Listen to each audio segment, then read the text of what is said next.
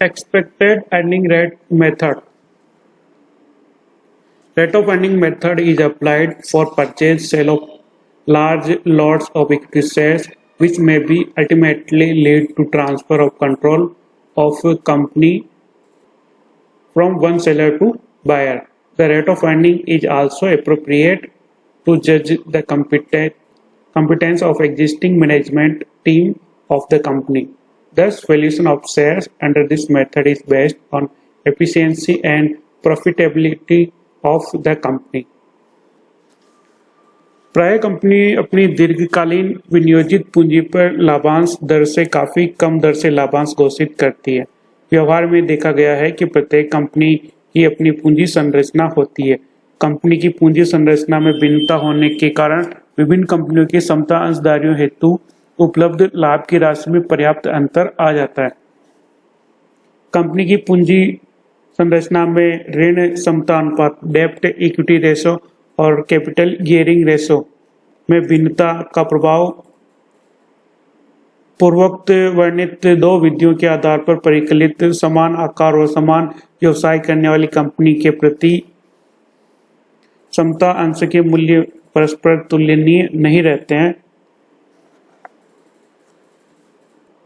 अच्छी कंपनियां अपने विकास और विस्तार हेतु स्वतंत्र लाभों का पर्याप्त पुनर्निवेशन करती है, इसलिए वे नकद लाभांश की राशि कम रखती है, परंतु प्राय ये कंपनियां अपने समता अंशधारियों को बोनस अंश और प्राथमिकता के आधार पर स्वयं अपने अथवा अपने सहयोगी सहायक कंपनियों के अंशों का आवंटन कर प्रत्यक्ष और अप्रत्यक्ष रूप से लाभान्वित करती रहती है। ऐसी स्थिति में समता अंशों का बाजार मूल्य कंपनी द्वारा अर्जित लाभों के आधार पर परिकलित करना उचित माना जाता है। अंशों के मूल्यांकन की प्रत्याशित लाभार्जन दर विधि को उपयुक्त मानने का मुख्य कारण यह है कि इस दर विधि से समान समता अंशधारियों के मूल्य का निर्धारण कंपनी की वास्तविक कार्यकुशलता और लाभदायकता के आधार पर आधारित होता है। मुख्य रूप से यह विधि उस समय प्रयुक्त होती है जब एक बड़े अमाउंट में इक्विटी शेयर्स का लेन देन किया गया हो और इस लेन देन का उद्देश्य होता है ट्रांसफर ऑफ कंट्रोल का सेलर से बायर को ट्रांसफर करना। यह विधि वर्तमान में कार्यरत मैनेजमेंट टीम की कार्यकुशलता का भी माप करती है, अर्थात यह विधि मैनेजमेंट की एफिशिएंसी और कंपनी की एफिशिएंसी और प्रॉफिटेबिलिटी पर आधारित है। For valuing share of rate of earning, it is necessary to calculate that at what rate of the company is earning profits on its long-term funds employed in business. For calculating rate of earning on long-term capital employed, the two data are required.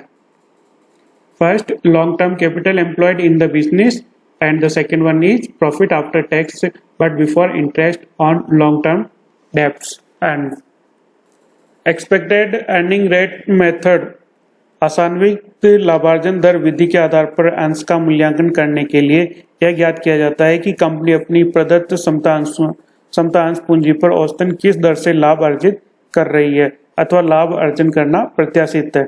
इस दर को ज्ञात करने के लिए शुद्ध विनियोजित पूंजी अर्थात दीर्घकालीन पूंजी तथा उसकी मदद से अर्जित लाभों में संबंध स्थापित किया जाता है।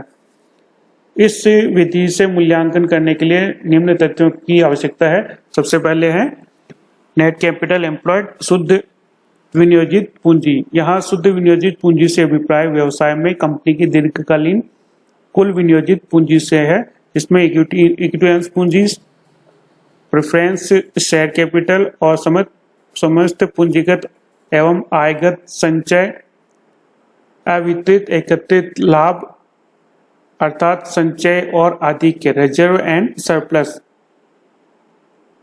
उपशीर्षक के अंतर्गत दर्शाए गए पुनर्मूल्यांकन लाभ, संचय सहित समस्त शुद्ध लाभ, संचय तथा दीर्घकालीन ऋणों की राशियों को सम्मिलित किया जाता है और उनमें से गैर व्यापारिक विनियोगों में विनियोजित की गई राशि को घटा दिया जाता है।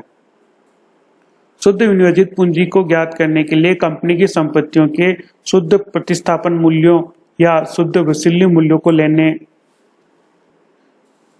के लिए उनके पुनर्मूल्यांकन, लाभ, हानि तथा प्रारंभिक व्यय, अंशों के निर्गमन पर बट्टे तथा दलाली, स्थगित आयगत व्ययों की राशि तथा लाभ हानि खाते की डेबिट शेष तथा गैर व्यापारिक विनियोगों की जो संपत्ति के रूप में दिखलाया गया है वो शुद्ध विनियोजित पूंजी ज्ञात करते समय व्यवसाय में विनियोजित संपत्तियों के रूप में सम्मिलित नहीं किया जाता है। और सेकंड है प्रॉफिट एंड अर्जित लाभ। इस विधि की दृष्टि से अर्जित लाभ से आशय उस लाभ से है जो संचयों में हस्तांतरण, ऋण पत्रों पर देय ब्याज और अधिमान अंशों पर देय लाभांश और लाभांश वितरण घटाने से पूर्व ऐसे लाभ पर आयकर की दर से आयकर घटाने के पश्चात परिकलित हुआ है।